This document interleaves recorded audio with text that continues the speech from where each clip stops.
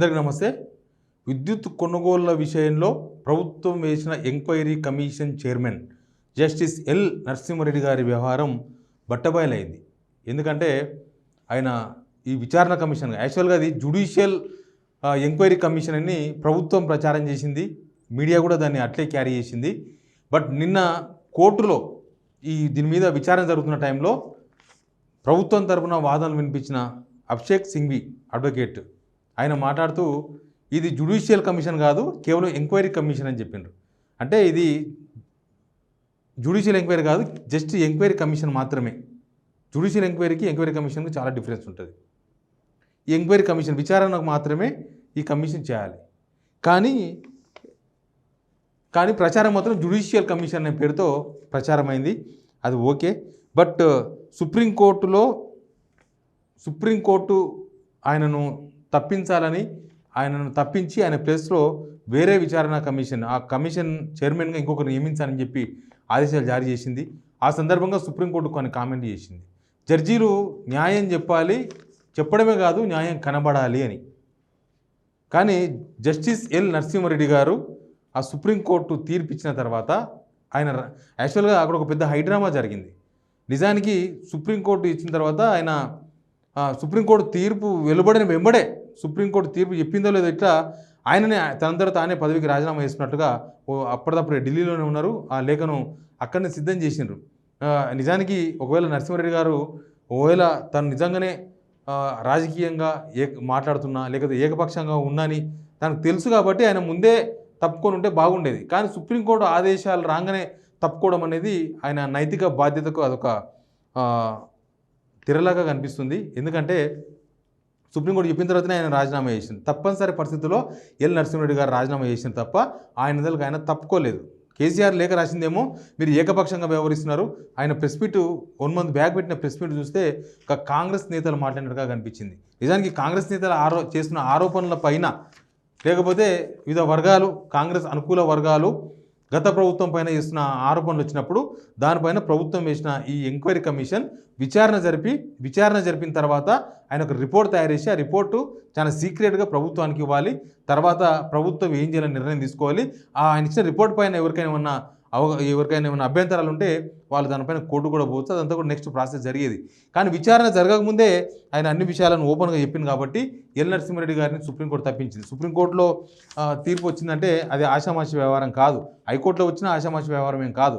కానీ సుప్రీంకోర్టులో కూడా కేసు విచారణ జరిగింది కాబట్టి చెప్తున్నాం. దీనిపైన ఆయన అభిప్రాయం చెప్పేందుకు ఇష్టపడలేదు. సుప్రీంకోర్టులో ఆ రోజు ఈ పరిణామాల పైన సుప్రీంకోర్టు ఎల్ నరసింహారెడ్డి తప్పు పట్టింది కదా, తప్పు పడితేనే కదా ఆయన పదవి నుంచి తప్పించింది. దాని మీద మాత్రం ఆయన ఒక మాజీ జడ్జిగా స్పందించేందుకు ఇష్టపడలేదు. అది వదిలేద్దాం.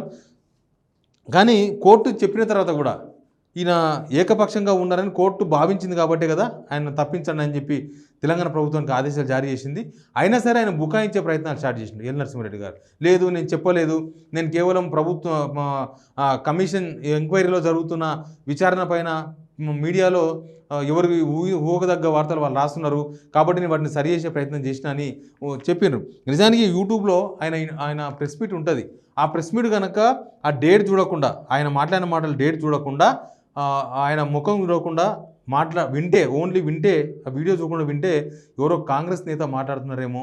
ఎందుకంటే కాంగ్రెస్ నేతలు ఇచ్చిన ఆరోపణలు ఆయన బలపరుస్తూ మాట్లాడినారు. అంటే ఎంక్వైరీ జరగకుండానే, అన్ని వర్గాల సమాచారం తీసుకోకుండానే, అన్ని వర్గాలు ఇచ్చే సమాచారాన్ని క్రోడీకరించకుండానే ఆయన ఆల్రెడీ ఒక నిర్ణయానికి వచ్చినట్లుగా అది కాంగ్రెస్ వాళ్ళు ఏదైతే ఆరోపణలు చేసినారో దానికి బలం చేకూరే విధంగా ఎల్ నరసింహారెడ్డి గారు వ్యవహరించారు. నేను అందుకే చెప్తున్నా, డేట్ చూడకుండా ఆ వీడియో చూడకుండా ఖాళీ వింటే ఎవరో కాంగ్రెస్ నేత మాట్లాడుతున్నారేమో అన్నట్లుగా వినిపిస్తుంది. దాన్ని మీరు కూడా మీరు కూడా చూడొచ్చు. కానీ ఆయన రాజీనామా చేసిన తర్వాత కొన్ని కామెంట్లు చేసినారు. ఆ కామెంట్లను బట్టి చూస్తే ఎల్ నరసింహారెడ్డి గారి ఒరిజినాలిటీ ఏంది, ఆయన ఒరిజినల్గా ఎలాంటి రిపోర్ట్ ఇవ్వదలుచుకున్నాడు. నిజానికి కొన్ని టీవీ ఛానల్కి ఇంటర్వ్యూ ఇచ్చిండ్రు. ఆ ఇంటర్వ్యూలో ఆయన మాట్లాడిన మాటల బేస్ చేసి నేను విశ్లేషణ చేస్తున్నా. దానిలో ఆయన మాట్లాడింది ఏంటంటే, ఆ ఇంటర్వ్యూలో మాట్లాడిన ఆయన రిపోర్ట్ ఆల్రెడీ తయారైంది అన్నారు. 25 మందిలో 27 మంది ఆల్రెడీ వాళ్ళ అభిప్రాయాలు లేదా వాళ్ళ అఫిడవిట్స్ ఇచ్చిండ్రు. ఒక కేసీఆర్ మాత్రమే రాలేదు. నేను రిపోర్ట్ కూడా తయారు చేసిన ఆల్రెడీ నా పర్సనల్ అని చెప్పిండ్రు. ఎట్లా రిపోర్ట్ తయారు చేస్తారు? ఒక ఎంక్వైరీ కమిషన్ అసలు కేసీఆర్ మీదే కదా ఆరోపణలు ఇవన్నీ కూడా. కేసీఆరే విచారణకు రాలేదు ఇంతవరకు. ఫస్ట్ టైం ఏదో టైం అడిగినరు, సెకండ్ టైం మీకే లేఖ రాశారు, మీరు తప్పుకోండి, మీరంతా ఆల్రెడీ డిసైడ్ అయిపోయినట్టుగా మాట్లాడుతున్నారు కాబట్టి మీరు విచారణకి తప్పుకోండి అని లేఖ రాసిండు. కేసీఆర్ అటెండ్ కాకుండానే రిపోర్ట్ ఎలా తయారైంది, కేసీఆర్ అటెండ్ కాకుండానే రిపోర్ట్ని ఎలా తయారు చేశారు. ఎల్ నరసింహారెడ్డి గారి అభిప్రాయం ఏంది అసలు? ఎల్ నరసింహారెడ్డి గారు జరిగిన దాని మీద విచారణ చేస్తలేరు, జరిగిందా లేదా అని విచారణ చేస్తున్నారు. ఇప్పుడు మర్డర్ జరుగుతుంది ఒక దగ్గర, మర్డర్ జరిగిన తర్వాత దాని మీద జరిగే కోర్టులో జరిగే విచారణ వేరు. ఆల్రెడీ మర్డర్ జరిగిపోయిన దాని మీద ఎవరు చంపినారు, దీని వెనుక ఏం జరిగింది, కుట్ర చేసిండ్రా, ఈ మర్డర్లో ఎంతమంది పార్టిసిపేట్ చేసిండ్రు, దీనికి సాక్ష్యాలు ఏంది, అసలు ఏ వ్యవహారంలో ఈ మర్డర్ జరిగింది, ఇదంతా కూడా కోర్టు ఎంక్వైరీ చేస్తుంది, విచారణ చేస్తుంది. కానీ ఇక్కడ ఉన్న ఎంక్వైరీ కమిషన్ అది కాదు. అసలు జరిగిందా లేదా, ఆరోపణలు ఉన్నాయి, ఈ ఆరోపణలు నిజమా కాదా, జరిగితే దీనికి బాధ్యులు ఎవరు, అసలు ఎట్లా జరిగింది, ఇది ఎంక్వైరీ కమిషన్ చేయాలి. కానీ ఆల్రెడీ మొత్తం జరిగిపోయినట్లుగా మాట్లాడినారు కదా. ఆ మాటలను మళ్ళీ ఒకసారి రిపీట్ చేసిన ఆయన. నిన్న రాజీనామా చేసిన తర్వాత ఒక ప్రముఖ ఛానల్కి ఇచ్చిన ఇంటర్వ్యూలో ఆయన చెప్పిన మాటలు వింటే అసలు ఆయన ఒక రాజకీయ నాయకుడిగా మాట్లాడుతున్నట్టుగా కనిపించింది. ఏంటంటే కవిత గురించి మాట్లాడింది. కవిత ఎక్కడుంది ఇప్పుడు, కవిత ఫోన్ పట్టుకొని పోయి ఎక్కడుంది, ఏమేమి వేసుకొని పోయిందని మాట్లాడింది ఎమ్మెల్సీ కవిత గురించి. ఎమ్మెల్సీ కవిత ఢిల్లీ లిక్కర్ స్కామ్ కేసులో ఉన్నారు. ఆల్రెడీ ఈడీ, సిబిఐ రకరకాల కేసులు నడుస్తున్నాయి. సుప్రీంకోర్టు దాకా కేసు నడుస్తుంది, స్పెషల్ కోర్టులో కేసు నడుస్తుంది. ఒక మాజీ జడ్జిగా కొన్ని గంటల ముందు వరకు విచారణ కమిషన్కి చైర్మన్గా ఉన్న ఎల్ నరసింహారెడ్డి గారు ఆయనకు సంబంధం లేని విషయంలో ఏలు పెట్టవచ్చా, ఆయనకు సంబంధం లేని విషయాన్ని అక్కడ ప్రస్తావించవచ్చా? అంటే ఆయన మనసులో ఏముందో ఆయన బయట పెట్టిండు. ఆయన మనసులో ఏముందో రేపు ఇచ్చే రిపోర్ట్ కూడా అట్లే ఉండేదా? నిష్పక్షపాతంగా కోర్టు అందుకే చెప్పింది, సుప్రీంకోర్టు చాలా నిష్పక్షపాతంగా ఉండాలి విచారణ కమిషన్ చైర్మన్ వాళ్ళు. ఎందుకంటే మీరు న్యాయం చెప్పడమే కాదు, ఆ న్యాయం కనబడాలి కూడా. కేవలం చెప్పడం కాదు, అందరూ కూడా అవును న్యాయం జరిగింది అనే విధంగా ఉండాలి. న్యాయం చెప్తే ఆయన అంత జడ్జిగా పనిచేసిండ్రు, హైకోర్టులో జడ్జిగా పనిచేసిండ్రు, పాట్నా హైకోర్టు చీఫ్ జస్టిస్గా పనిచేసిండ్రు. మరి ఎందుకు నరసింహారెడ్డి గారు ఈ విషయంలో ఒకవైపు ఎందుకు తలొగ్గినని మాత్రం చెప్పలేం. ఇంకొక కామెంట్ అన్నారు, దొంగతనం ఎప్పటికైనా బయటపడుతుంది, కొన్ని రోజులే తప్పించుకుంటారు అని కేసీఆర్ ఉద్దేశించి ఎల్ నరసింహారెడ్డి చేసిన కామెంట్ ఇది. దొంగతనం ఎప్పటికైనా బయటపడుతుంది అంటే ఆల్రెడీ దొంగతనం జరిగిందని ఎల్ నరసింహారెడ్డి గారు డిసైడ్ అయిపోయినరా? ఎల్ నరసింహారెడ్డి గారు విచారణ పూర్తి కాకుండానే రిపోర్ట్ తయారు చేసిన చెప్పడానికి ఇంతకన్నా పెద్ద ఆధారం ఏముంటుంది? రిపోర్ట్ తయారు చేసిన ఆల్రెడీ చెప్పేసిండు. దొంగతనం చేస్తే కాదు, దొంగతనం బయట పడుతుంది అంటే కేసీఆర్ ఆల్రెడీ దీనిలో ఫ్రాడ్ చేసిండు. కరెంటు విషయంలో, కరెంటు కొనుగోలు విషయంలో ఫ్రాడ్ జరిగిందని ఎల్ నరసింహారెడ్డి గారు ఆల్రెడీ ప్రిపేర్ అయిపోయినాకనే ఇదంతా చేస్తున్నట్టుగా కనిపించింది.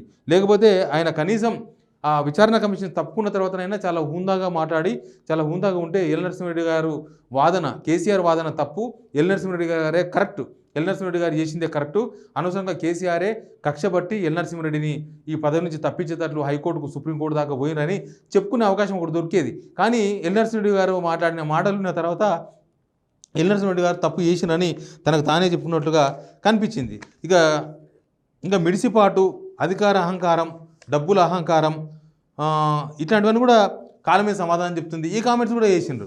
ఇప్పుడు కమిషన్ చైర్మన్గా ఉన్నప్పుడు ఒకలాగా, చైర్మన్ దిగంగానే ఇంకొకలాగా ఉండరు. జస్ట్ విత్ ఇన్ అవర్ తేడాలోనే ఎల్ నరసింహారెడ్డి గారు ఇట్లాంటి ఇంటర్వ్యూలు ఇచ్చిండ్రంటే ఆయన బహుశా అంతా డిసైడ్ అయిపోయిండు. ఆయన ఇంకా మొత్తం ఒక కాంగ్రెస్ పార్టీ వాళ్ళు ఏదైతే అధికార పార్టీ వాళ్ళు వాళ్ళు ప్రతిపక్షంలో ఉన్నప్పుడు ఏదైతే ఆరోపణలు చేసినారో సేమ్ అట్లాంటి ఆరోపణలు అటువంటి ఆరోపణలే ఇప్పుడు ఎల్ నరసింహారెడ్డి గారు చేసినట్టు కనిపిస్తుంది. దీన్ని బట్టి చూస్తే జ్యుడిషియల్ ఎంక్వైరీ అని చెప్పిన ఆ జ్యుడిషియల్ ఎంక్వైరీ కాకపోవడం, అది కేవలం ఎంక్వైరీ కమిషనే అని చెప్పడం ప్రభుత్వమే. ఆ ఎంక్వైరీ కమిషన్ చైర్మన్గా ఉన్న ఎల్ నరసింహారెడ్డి గారు ఒరిజినల్ వ్యవహారం అంతా కూడా ఆయననే బండారం బయటపెట్టినట్టుగా కనిపిస్తుంది. కేసీఆర్కు రిటైర్డ్గా దొరికింది ఎల్ నరసింహారెడ్డి గారు. లేకపోతే ఇప్పటికే విచారణ ఒక కొలికి వచ్చేదేమో. నరసింహారెడ్డి గారు ఆ నెల క్రితం ఆ ప్రెస్ మీట్ పెట్టినప్పుడు ఆయన మాట్లాడిన మాటలే ఎల్ నరసింహారెడ్డి గారిని రిటైర్డ్గా పట్టించినాయి కదా. ఆయన ఒకవేళ ఆ రోజు అట్లా మాట్లాడకుండా ఉంటే, అంటే ఆరోపణలు వచ్చినాయి, దాని మీద విచారణ చేస్తున్నాం, పలానా వ్యక్తి వచ్చిండ్రు, ఆయన అభిప్రాయం చెప్పిండ్రు, పలానా వ్యక్తి వచ్చిండ్రు, ఆయన అభిప్రాయం చెప్పిండ్రు, ఆ వచ్చిన వ్యక్తులు ఆల్రెడీ కింద ఉన్న మీడియాతో వాళ్ళు ఏం రిపోర్ట్ ఇచ్చిండ్రు ఆ కమిషన్ చైర్మన్కి, వాళ్ళు అక్కడ ఏం మాట్లాడినరు, రగ్గారైనా లేకపోతే కోదండరామ్ గారైనా చెప్పేసినారు. అది వాళ్ళు చెప్పొచ్చు, వాళ్ళకున్న ప్రాథమిక హక్కు. కానీ నరసింహారెడ్డి గారు చెప్పకూడదు కదా. నరసింహారెడ్డి గారు కేవలం విచారణ అంతా సమగ్రంగా తీసుకొని దానంతా క్రోడీకరించి దానిపైన విచారణ పూర్తి చేసి ఒక రిపోర్ట్ తయారు చేయాలి. ఇంకొక మాట అన్నారు, ఇది ఓపెన్ విచారణ కదా, ఓపెన్ ఎంక్వైరీ కదా, ప్రజల్లో మధ్య జరగాల్సిన ఎంక్వైరీ కదా అన్నారు. ఎంక్వైరీలో కూడా మీ అభిప్రాయం మీరు చెప్పాల్సిన అవసరం ఉండదు జస్టిస్ ఎల్ నరసింహారెడ్డి గారు.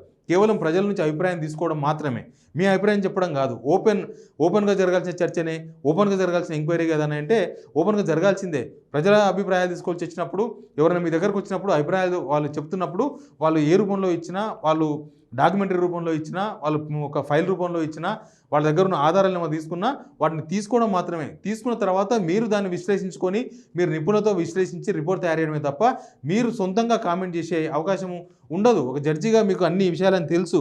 నేను కూడా లా స్టూడెంట్ను, నేను కూడా లా చదువుతున్నా కాబట్టి నాకు కూడా అంతో కొంత జ్ఞానం ఉంది. మీ అంత జ్ఞానం లేకపోయినా నాకు కొంత జ్ఞానం ఉంది కాబట్టి నేను ఈ విశ్లేషణ చేస్తూ ఉన్నా.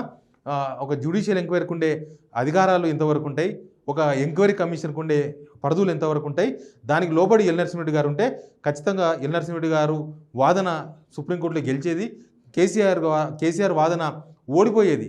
కానీ ఇక్కడ రివర్స్ అయింది. ఇక్కడ నరసింహారెడ్డి గారు తప్పు చేసిన తర్వాత ఆయన కమిషన్ చైర్మన్గా తప్పుకున్న తర్వాత కూడా ఆయన మాట్లాడిన మాటలు, ఆయన ఇచ్చిన ఇంటర్వ్యూలలో చూస్తే నరసింహారెడ్డి గారి ఒరిజినాలిటీ ఏంది, ఆయన మనసులో ఏం పెట్టుకొని ఎంక్వైరీని స్టార్ట్ చేసిండు, ఆయన మనసులో ఏం పెట్టుకొని ఈ వీళ్ళందరినీ పిలిచి కోదండరాం లాంటి వాళ్ళని కానీ, రఘు లాంటి వాళ్ళని కానీ, మిగతా వాళ్ళందరినీ కూడా పిలిచి ఎంక్వైరీలో తీసుకున్నారు, ఎంక్వైరీ చేసిన విషయం మాత్రం తేడితెల్లమైంది.